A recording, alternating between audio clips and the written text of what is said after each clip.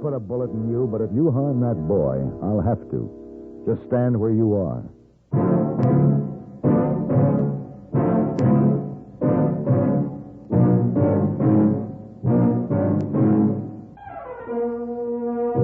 Have gun. Will travel. Starring Mr. John Dehner as Paladin. San Francisco, 1875. The Carlton Hotel. Headquarters of the man called Paladin.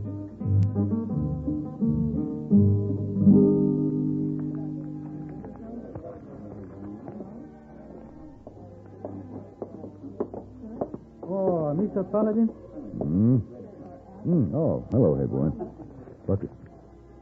Wow, who is this? Oh, this is a young gentleman comes to see you. Oh. Yes, sir.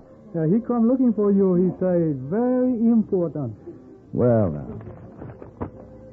What's your name, young man? Dusty? You sure you're Mr. Paladin? Yes, I am. Here, Well, what's this? $1.61. I want to hire you. Hire me? Uncle Muncie says you're a gunfighter and works for money. Uncle Muncie? Yes, sir. Him and Jeter, I live with him. Oh, I see. And, well, just what is it you want to hire me for, Dusty? You got to keep him from killing Mr. Big. Mr. Big? He's my dog, and Uncle Muncie and Jeter, they're going to shoot him. Oh, well, now, why would they want to shoot him? Well, because they said he's no account and shiftless. But he ain't, Mr. Paladin. Honest, he ain't. Uh-huh. Where do you live, Dusty? About 30 miles south in the hills. 30 miles. That's a day's ride. How did you get here? I run off. I took all my money and my mule, and I run off. And you came to San Francisco by yourself? Yes, sir. Well, Dusty, you know, your uncle may be very worried about you. He ain't worried about nothing.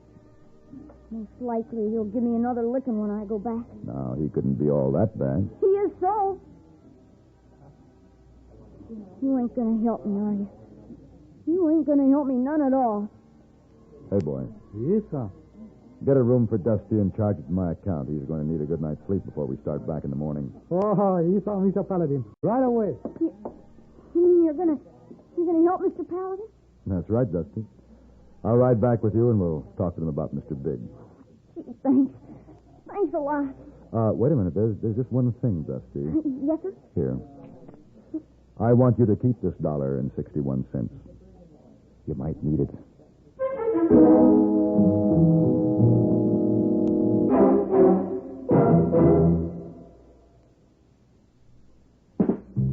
Smoking more now, but enjoying it less. Have a real cigarette. Have a Camel. So good. Have a Camel cigarette. So rich. Have a real cigarette. Have a Camel. So mild. Have a Camel cigarette. And here's the reason why. Best tobacco makes the best smoke. Have a Camel cigarette. You can say that again. Best tobacco makes the best smoke. Have a Camel cigarette.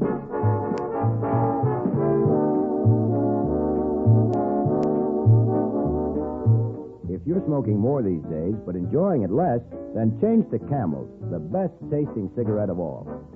Have a Camel. Start to really enjoy smoking again.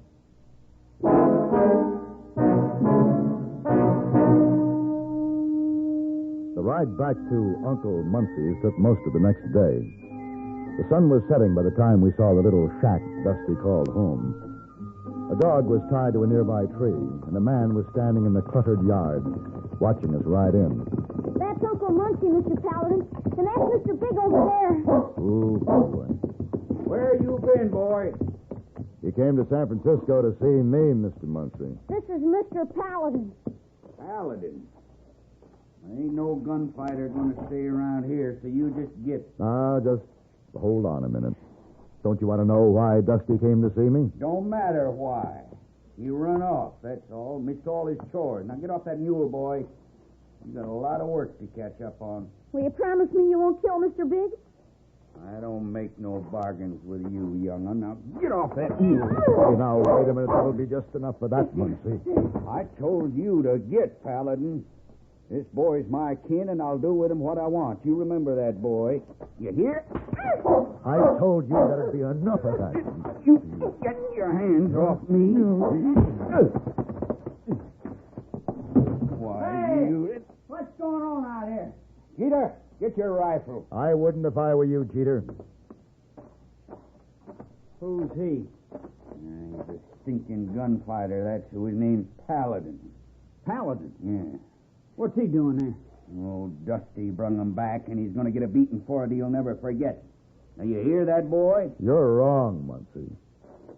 Dusty, Yes, sir? you're coming with me. Where to, Mr. Paladin? Back to San Francisco. You got no right to do that.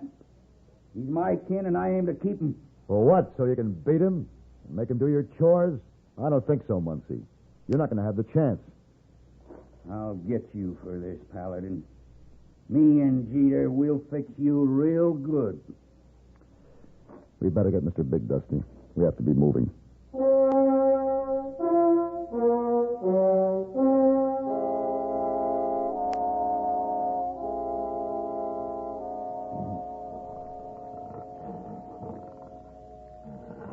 As soon as the fire dies down, we better turn in. Yes, sir. And we'll start for San Francisco in the morning. I'm right sorry about making you so much trouble, Mr. Paladin. Oh, don't you worry about it, Dusty. It'll work out. Yes, sir. What about your mother and father, Dusty? Do you remember them? No, sir. I was only 2 when they died, so I never knowed them. Uncle Muncie, he says they was no count. He says that about most everybody, though. Uh-huh. How about Mr. Big? How did you get him? Well, he come around one day about a year ago, looking all hungry and skinny, so I gave him some food. He took to me right off, and I kept him. Seen him scraps and stuff. Well, why did your uncle threaten to shoot him? Well, I expect mostly because Mr. Big jumped at him one day when Uncle Muncie was fixing to whip me. He'd have killed him right then, only when he went for his gun, I took Mr. Big and we run off in the hills. Did your uncle go after you? No, sir.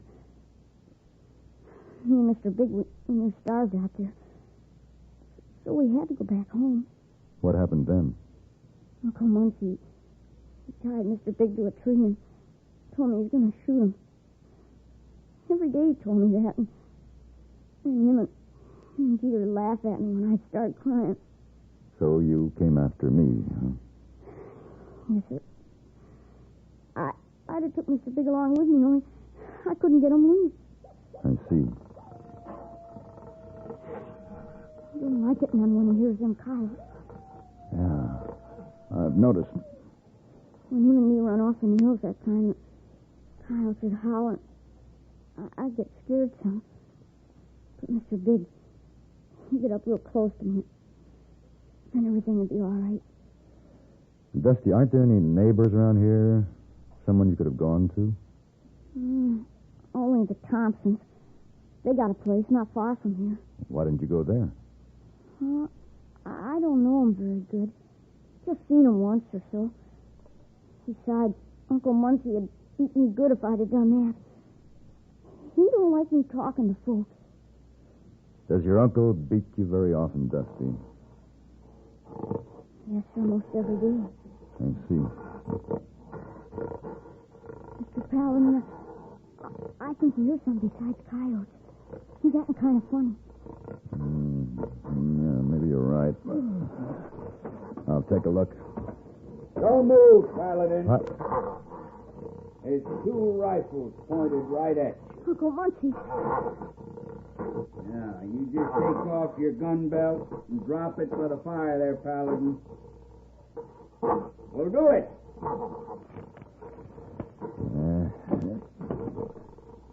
That's fine. Come on, dear. I told you we'd get you, Paladin. I told you that. No, Mr. Big, no! Get him, Paul! Mr. Big! Mr. Big! Why, you... Look out, boy! He's got a gun!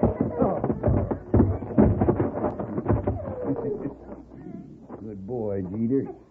That ought to keep him still. Did you see that?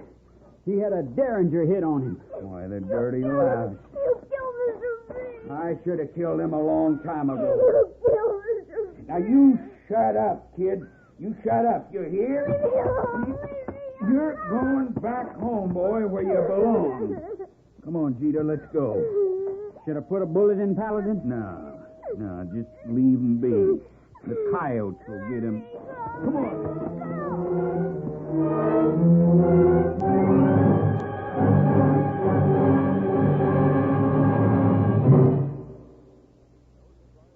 It's no surprise to anybody that the attractive and inexpensive new radios have proved popular.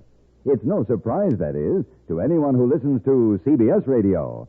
With so much in the way of music, comedy, drama, variety, and news coming your way every day on CBS radio, more than one radio around the house is more than a convenience. It's almost a necessity for anyone who has a daily routine. The man of the house wants to come home to an attractive home and an attractive wife. But household chores in themselves are rarely inspirational. The smart homemaker is one who refuses to let her regular responsibilities get her down. She gets her work done every day, but she gets her entertainment in, too. She has a radio in the kitchen as well as the living room. Chances are she has a portable radio as well to follow her from one task to another around the house. She knows why the inexpensive new radios are so popular, and she knows the value of CBS radio, too.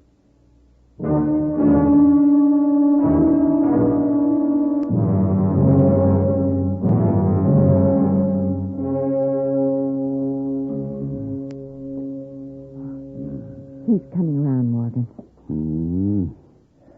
Get him some water, Kathleen. Yes. Oh. Easy now, mister. Where? Who are you? I'm Thompson. Morgan Thompson. This is my wife. Somebody hit you awful hard, mister. Yeah. Well, how'd you find me? Well, we heard a shot. Went out looking, found you laying by a campfire. Here, Morgan. You better drink this water, mister. Yeah. Thanks. What's your name? Paladin. You know, we were afraid you'd fractured your skull at first, but it looks like you're going to be all right now. I've got to get up. No, you just settle back. You're in no condition to be moved. I have to. You wouldn't get 2 steps. You're too weak. That's better. What happened out there tonight? Yeah, who hit you on the head? Well, I think they took Dusty, and I've got to get to him. Dusty? Yeah, he is Muncie's nephew. Muncie? Oh, you mean that old coot lives a mile or so down the road? That's right. That boy is his nephew. Oh, I know, Morgan. Dusty must be that little boy we saw peeking through the trees at us that day. Remember? Yeah. What's he got to do with all this? Well, I was taking him back to San Francisco. Muncie and his son Jeter had tried to stop us. How come you were taking him to San Francisco? Because I didn't like the way Muncie and Jeter were treating the boy. They had him frightened half to death. How? They took pleasure in beating him and made him do most of the work around the place. Threatened to kill his dog, which they finally did. Well, I'll be. You mean they beat the boy? Yeah. He's had his share of whippings. Morgan, something ought to be done about that. Yeah, and he's in for another one. If I don't stop it now. No, you just lie back there. Yeah, but... Can't do any riding till morning. Yeah, I guess you're right. Here's one thing, though, mister. You're not going after that boy alone. I'm going with you.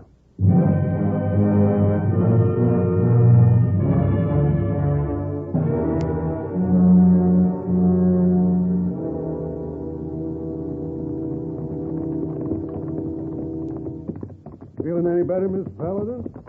Some. I want you to know I appreciate what you and your wife did for me, Mr. Thompson. Oh, you forget it.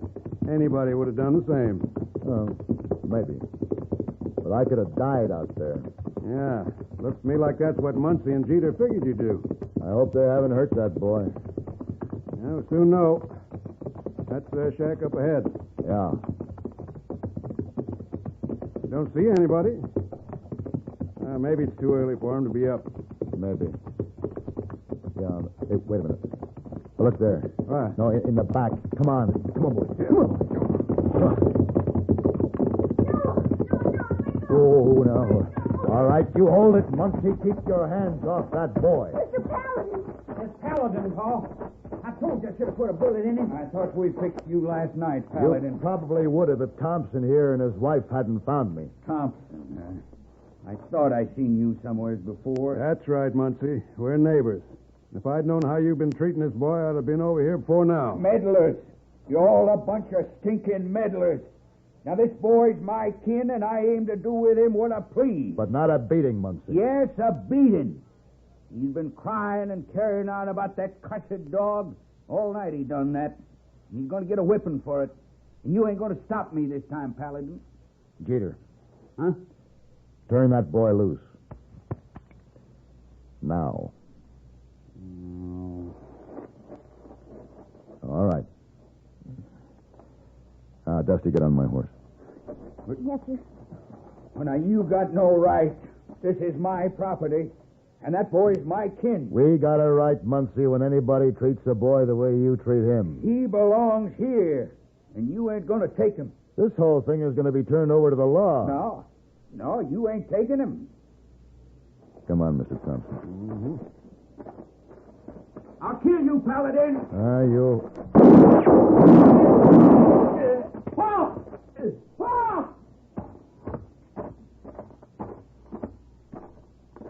Look what you done. You killed him.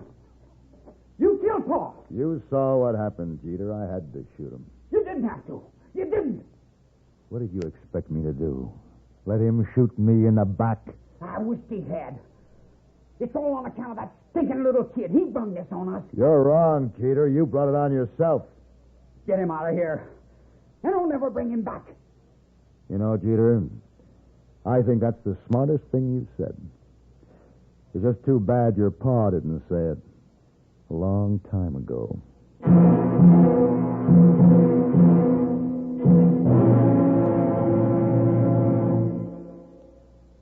Dave, about those trees you took down. I'd help cut them up for part of the wood. As soon as I feel better, Ed. What's wrong? Had nagging backache lately with sleepless nights. Feel tired out. Just the way I felt with backache. Better try to get relief. How? Try Doan's pills. Right. Doan's pills are an analgesic and mild diuretic to the kidneys. Nagging backache, also headache, dizziness, and muscular aches and pains, may come on with overexertion, emotional upset, or everyday stress and strain. Doan's pain-relieving action is often the answer, and they also offer mild diuretic action through the kidneys. So if nagging backache is making you feel worn out, tired, and miserable with restless, sleepless nights, don't wait. Try Doan's pills, used successfully by millions for over 60 years. See if they don't bring you the same welcome relief. Get Doan's pills today. To save money, buy Doan's big economy size.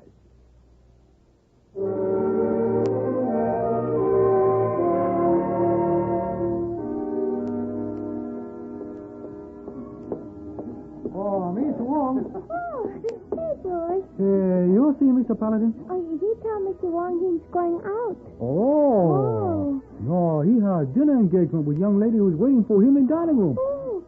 Hey, boy. Mr. Wong forget. Forget what? Mr. Paladin told Miss Wong to tell hey, boy, tell young lady he'll be late for dinner. He said he must go shopping. Whoa, why he do that? He was talking of young boys. You remember one called Dusty? Oh, yes. He come to harm Mr. Paladin many days ago. I remember. Look, hey, boy. Young lady not be angry after all. Mr. Paladin come back. Sure. Good evening, Miss Wong. Hey, boy. Good evening, sir. Good evening. Mr. Paladin, a young lady waits for you, sir. Good. I'll join her in a few minutes, but first I want you to feed this gift I got for Dusty. Feed? Oh. Gift? Not understand. Well, a part of Dusty's family is in this box here. Family, Mr. Paladin? The little box you carry? That's right. Huh? Dusty and his new parents, Mr. and Mrs. Thompson, are coming here tomorrow, and I want Dusty to have the rest of his family. Hey, boy, still not understand. Maybe you show me what is in box, huh? Oh, all right, hey, boy, but be careful now. He's pretty ferocious. Here? Look at that. Right in his wall. You know, it's marked. It's marked exactly like the dog Dusty used to own. I looked all over San Francisco before I found him. Yeah, Mr. Paladin. Little boy be very happy. I hope so, hey, boy. I sure hope so.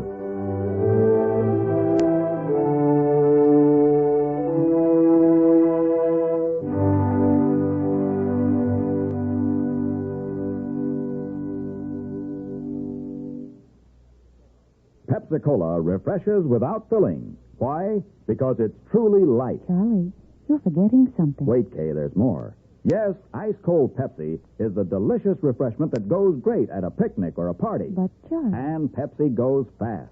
People like it, so keep plenty handy.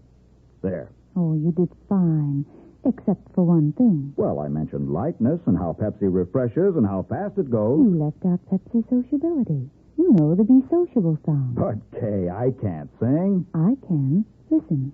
Be sociable, look smart, keep up to date with Pepsi. Drink light, refreshing Pepsi. Stay young and fair, debonair. Be sociable, have a Pepsi. Well, at least I can say this. Pick up an extra carton of Pepsi today. Please do.